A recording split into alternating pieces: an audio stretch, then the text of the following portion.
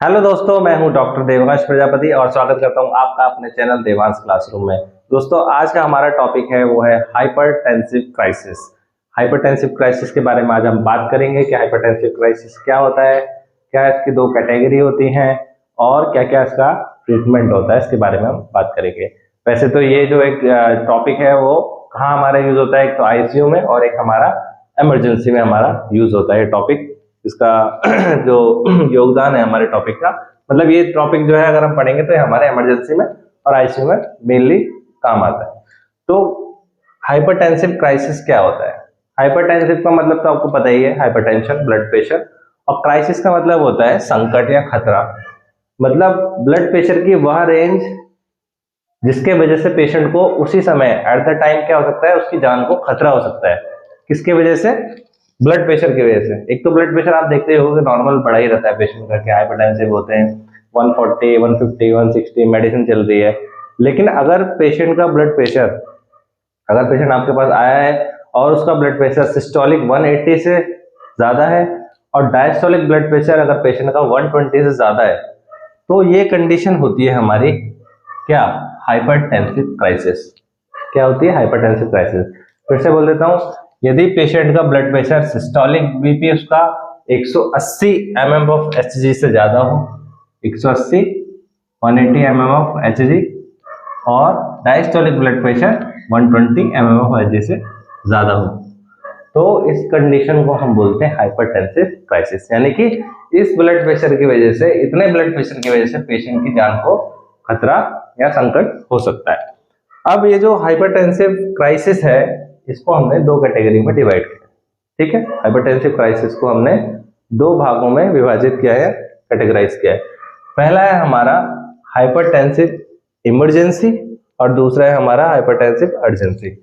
एक तो है हाइपरटेंसिव अर्जेंसी और दूसरा है हाइपरटेंसिव इमरजेंसी। तो हाइपरटेंसिव अर्जेंसी और हाइपरटेंसिव इमरजेंसी, इन दोनों में क्या डिफरेंस है? तो पहला है हमारा हाइपरटेंसिव इमरजेंसी।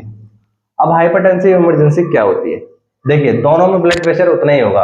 अर्जेंसी में भी 180 और 120 से ज्यादा होगा और इमरजेंसी में भी 180 और 120 से ज्यादा होगा।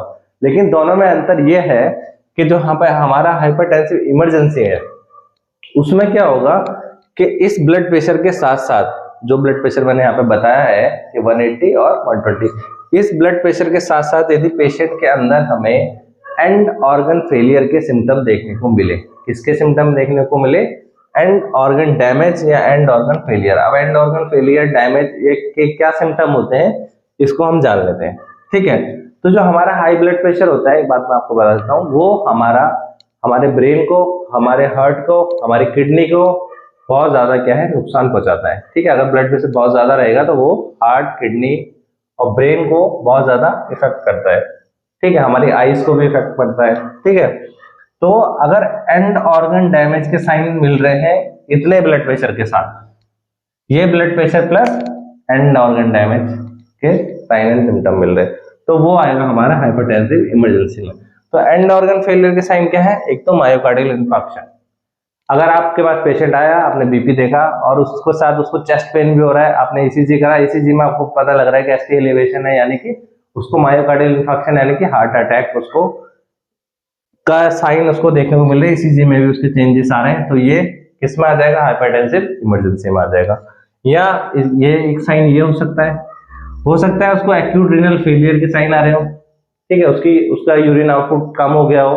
ठीक है, उसको एडिमा स्टार्ट हो गया, उसके बॉडी में स्वेलिंग स्टार्ट हो गई, फ्लूइड रिटेंशन स्टार्ट हो जाए due to kidney failure. Acute ischaemic stroke, उसको हो सकता है ब्रेन स्ट्रोक पड़ जाए पेशेंट को। ठीक है, हो सकता है पेशेंट का एक पार्ट पैरालाइज कर जाए। ठीक है, ये साइन इसमें देखने को मिल रहे हैं। हाइपरटेंसिव एंसेफेलोपैथी, इसके साइन देखने को मिल रहे हैं। पल्मोनरी एडिमा के साइन देखने को मिल रहे हैं। पल्मोनरी एडिमा, फ्लूइड, लंग्स के अंदर फ्लूइड का एक्युमुलेशन होने लगता है, इससे पहले टॉपिक मैंने पढ़ाया हुआ था। अब पल्मोनरी एडिमा क्या होगा? क्योंकि हो सकता है कि उसको हार्ट अटैक आया हो, हार्ट अटैक की वजह से उसको हार्ट फेलियर चला गया हो, हार्ट फेल होगा तो हार्ट पंप नहीं करेगा, तो बैक प्रेशर की वजह से फ्लूइड क्या है, लंग्स के अंदर भरने लगता है। तो अगर पल्मोनरी एडिमा के साइन उसमें देखने को मिल रहे हैं, रेटाइनल हेमरेज के साइन उसमें देखने को मिल रहे हैं, रेटिना में क्या है, ब्लीडिंग होने लग रही है उसके अंदर, है ना, और कंजेस्टिव हार्ट फेलियर सीएचएफ के साइन देखने को मिल रहे हैं। अगर इनमें से कोई एक या मल्टीपल साइन और प्लस ये बीपी, अगर ये दोनों साथ में है तो इसको हम बोलेंगे हाइपरटेंसिव इमरजेंसी। ठीक है, आपको समझ में आया होगा हाइपरटेंसिव क्राइसिस क्या होती है, और हाइपरटेंसिव क्राइसिस को दो पार्ट में डिवाइड किया, हाइपरटेंसिव अर्जेंसी और इमरजेंसी। इमरजेंसी में क्या है, ब्लड प्रेशर इतना होना चाहिए, उसके साथ एंड ऑर्गन डैमेज के साइन होने चाहिए। ठीक है, तो वो होगा हमारा हाइपरटेंसिव इमरजेंसी में। इसके बाद बात करते हैं हाइपरटेंसिव अर्जेंसी। हाइपरटेंसिव अर्जेंसी एकदम सिंपल है, अगर पेशेंट का ब्लड प्रेशर सिस्टोलिक 180, डायस्टोलिक 120 से ज्यादा है और पेशेंट को कोई एंड ऑर्गन फेलियर के कोई भी साइन एंड सिम्टम नहीं है, इसमें नहीं है, इसमें है, अगर इसमें नहीं है और ब्लड प्रेशर इतना है तो उसको बोलेंगे हाइपरटेंसिव अर्जेंसी। ठीक है, डिफरेंस दोनों में आपको समझ में आ गया होगा। तो ये दोनों हमने डिफरेंस की बात करी इसमें। अब बात करते हैं कि ट्रीटमेंट क्या है। ठीक है, पेशेंट आया, पेशेंट का आपने बीपी देखा 120 और 180। ठीक है, आपके पास पेशेंट आ गया, हो सकता है पेशेंट, ज्यादातर पेशेंट वही होते हैं जो पहले से हाइपरटेंसिव होते हैं या पहले से ब्लड प्रेशर की मेडिसिन को खा रहे होते हैं। हो सकता है उनको डायबिटीज भी हो और हाइपरटेंशन भी हो, और भी बहुत सारी बीमारियां साथ में हो सकती हैं, या सिर्फ हाइपरटेंशन भी उसको हो सकता है। तो वो आपके पास आएंगे, आपने उनका ब्लड प्रेशर चेक किया, आपने देखा कि 180 से ज्यादा है, 200 220 कुछ भी है, और डायस्टोलिक 120 से ज्यादा है। ठीक है, आपने उनको देखा, उसके साथ साथ आपने साइन और सिम्टम को मैच किया कि कोई चेस्ट पेन तो नहीं है, ईसीजी करा उसमें कोई चेंजेस तो नहीं है। ठीक है, चेस्ट को अस्कल्टेट किया, पल्मोनरी एडिमा के साइन तो नहीं मिल रहे, रीनल फेलियर के साइन तो नहीं है, इस्केमिक स्ट्रोक के साइन तो नहीं मिल रहे, तो उसमें से कुछ नहीं है, तो आपने उसको कैटेगरी किसमें डाल दिया, हाइपरटेंसिव अर्जेंसी में। अगर आपको उसके साथ साथ साइन मिल रहे हैं एंड ऑर्गन डैमेज, तो आपने उसको कर दिया हाइपरटेंसिव इमरजेंसी में। ठीक है, तो ये हो गया। अब ट्रीटमेंट की बात करते हैं कि आपको, फिर उसके बाद आपने देख लिया कि ये है और पेशेंट की डायग्नोसिस बन गई, अब ट्रीटमेंट क्या करना है। तो पहले बात कर लेते हैं ट्रीटमेंट हाइपरटेंसिव अर्जेंसी का। ठीक है, जिसमें एंड ऑर्गन डैमेज का कोई साइन एंड सिम्टम नहीं है।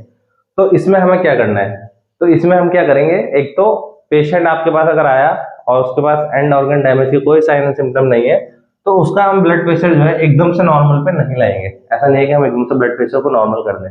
ठीक है, क्योंकि अगर ब्लड प्रेशर बहुत ज्यादा बढ़ा हुआ है और उसको एकदम से आप 120 110 ले आएंगे, तो बॉडी के अंदर क्या होता है कि हाइपरटेंशन, जब हाइपरटेंशन रहता है बॉडी में, ब्लड प्रेशर ज्यादा रहता है, तो बॉडी में एक ऑटो रेगुलेशन स्टार्ट हो जाता है। मतलब बॉडी को एक प्रकार से, मान लो कि सिंपल लैंग्वेज में कहूँ कि बॉडी को उस ब्लड प्रेशर की आदत हो जाती है। ठीक है, उसकी हैबिचुअल हो जाती है बॉडी, और अचानक से अगर ब्लड प्रेशर कम होता है तो बॉडी के जो वाइटल ऑर्गन है जैसे ब्रेन है, उनको सप्लाई एकदम से हो सकता है कम हो जाए।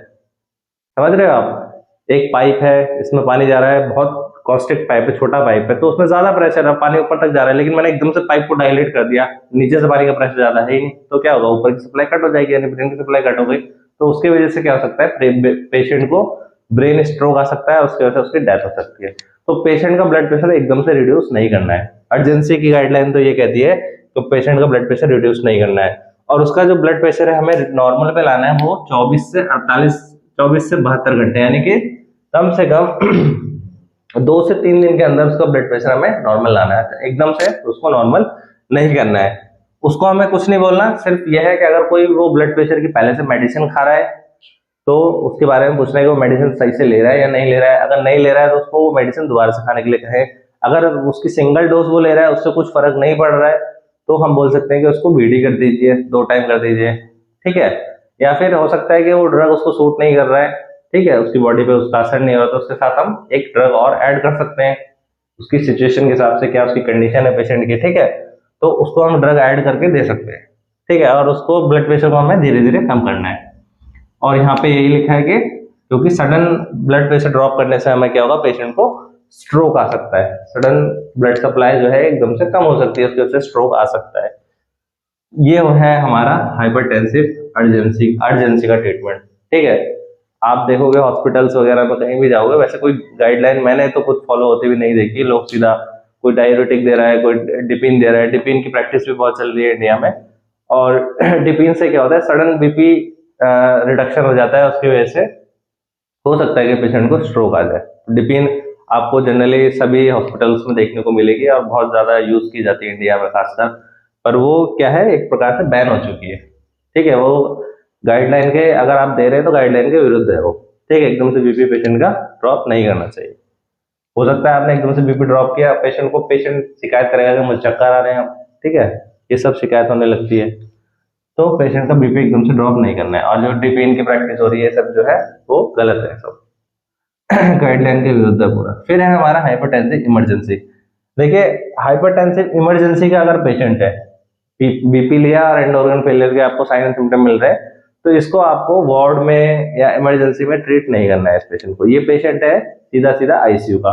इस पेशेंट को आपको सीधा सबसे पहले आईसीयू में शिफ्ट कराना है और आईसीयू में इसका ट्रीटमेंट स्टार्ट करना है। और सबसे पहले इसमें क्या है, इंसर्ट इंट्रा आर्टीरियल लाइन।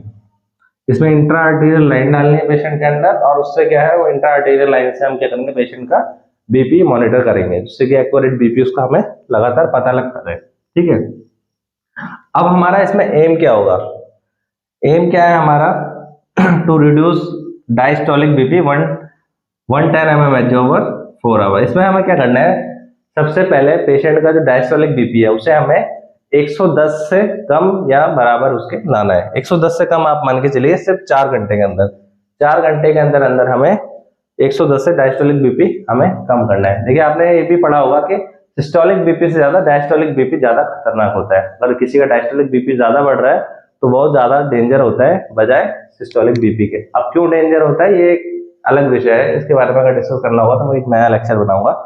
ठीक है, तो यहाँ हम इस बारे में बात नहीं करेंगे।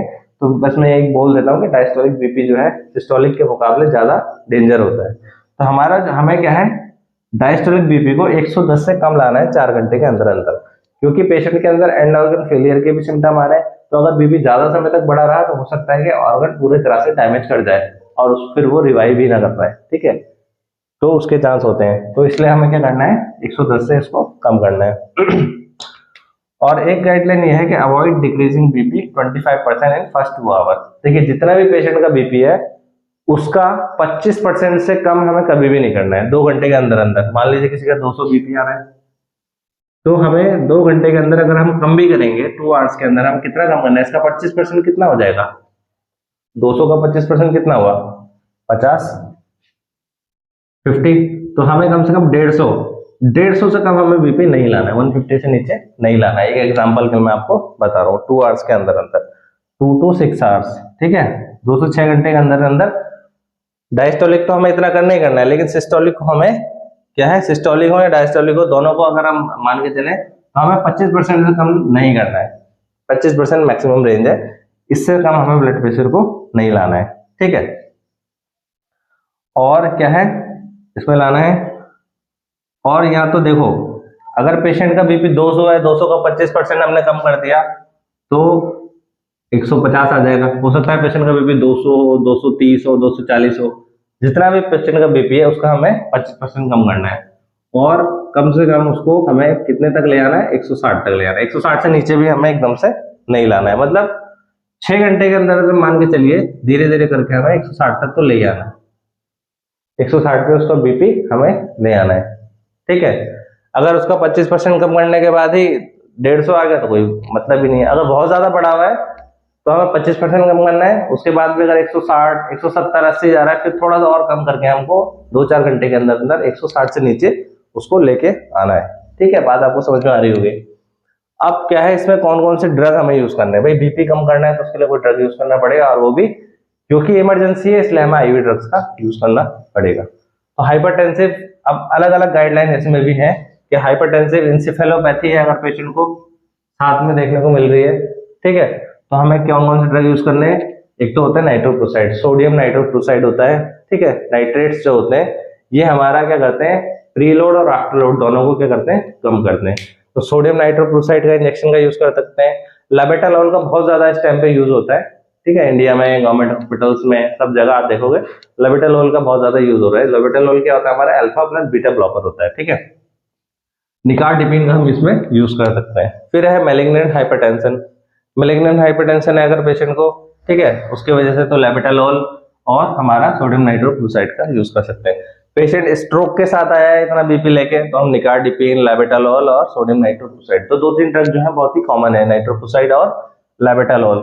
फिर अगर पेशेंट इन्फेक्शन के साथ आया, मायोकार्डियल इन्फेक्शन, हार्ट अटैक है पेशेंट को, तो हमें नाइट्रोग्लिसरीन का इसमें यूज करना है, एंटीजी का यूज करना है, निकार्डिपिन यूज कर सकते हैं और लाबेटालॉल यूज कर सकते हैं। फिर है हमारा एक्यूट लेफ्ट वेंट्रिकुलर फेलियर, तो इसमें हम नाइट्रोग्लिसरीन का यूज करेंगे और लूप डायूरेटिक।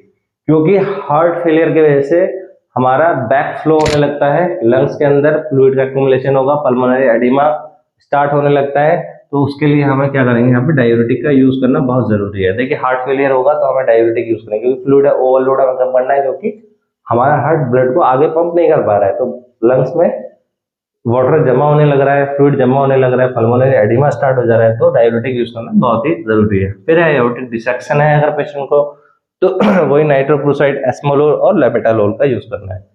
फिर है पोस्ट ऑपरेटिव हाइपरटेंशन, अगर पेशेंट को पोस्ट ऑपरेटिव हाइपरटेंशन है, ऑपरेशन के बाद हाइपरटेंशन है उसको, ठीक है, और बीपी बहुत ज्यादा जा रहा है, उसके साथ साथ हाइपरटेंसिव ये एंड ऑर्गन फेलियर के साइन भी है साथ में, तो नाइट्रोक्लोसाइड और लेबेटालोल का यूज करना है। प्री एक्लैम्पसिया, एक्लैम्पसिया में लेबेटालोल एक सेफेस्ट ड्रग है, किसके अंदर भी आप देखते होंगे, प्रेगनेंसी में भी सेफेस्ट ड्रग यूज होता है हमारा, वो है लेबेटालोल, और फिर निकार्डिपिन का इसमें यूज कर सकते हैं। फिर है एड्रिनर्जिक क्राइसिस, अगर एड्रिनर्जिक क्राइसिस है तो उसमें हम पेंटोलामाइन का यूज करेंगे। तो मेन ड्रग आप देखोगे तो लेबेटालोल, सोडियम नाइट्रोक्लोसाइड, निकार्डिपिन और नाइट्रोग्लिसरीन का यूज, मेनली 4 ड्रग का यूज सबसे ज्यादा किया जा रहा है। और वह जो मैंने यूज होते हुए देखा है तो लेबेटालोल और सोडियम नाइट्रोक्लोसाइड का मैंने खुद यूज होते हुए देखा है, और बहुत ही इफेक्टिव ड्रग होते हैं ये, ठीक है, इनका यूज किया जाता है। तो मुझे लगता है कि मैंने बहुत ही इजीली अच्छे से समझा दिया है इसको, हाइपरटेंसिव क्राइसिस को, ठीक है। तो हाइपरटेंसिव क्राइसिस क्या थी, मैंने आपको बताया कि बीपी कितना होना चाहिए, 180, 120 से ज्यादा है तो हाइपरटेंसिव क्राइसिस की कैटेगरी में। क्राइसिस को 2 कैटेगरी में डिवाइड किया है, अर्जेंसी और इमरजेंसी। एंड ऑर्गन डैमेज का साइन है तो इमरजेंसी, एंड ऑर्गन डैमेज के साइन नहीं है तो अर्जेंसी। ट्रीटमेंट क्या है मैंने आपको बता दिया है। तो आई होप आपको ये टॉपिक बहुत अच्छे से समझ में आ गया होगा। इस टॉपिक से रिगार्डिंग या कुछ प्रॉब्लम हो या कुछ समझ में ना आया हो तो आप कमेंट में कमेंट जरूर कीजिए। वीडियो पसंद आए तब भी कमेंट कर सकते हैं, और ना आए तब भी कमेंट कीजिएगा, ठीक है। कोई गड़बड़ हो, कोई गलती हो या कुछ समझ में ना आया तो कमेंट जरूर करिएगा, ताकि हम इसमें आगे सुधार कर सकें। और चैनल पे नए हैं तो एक बार सब्सक्राइब जरूर करें चैनल को। Thank you very much.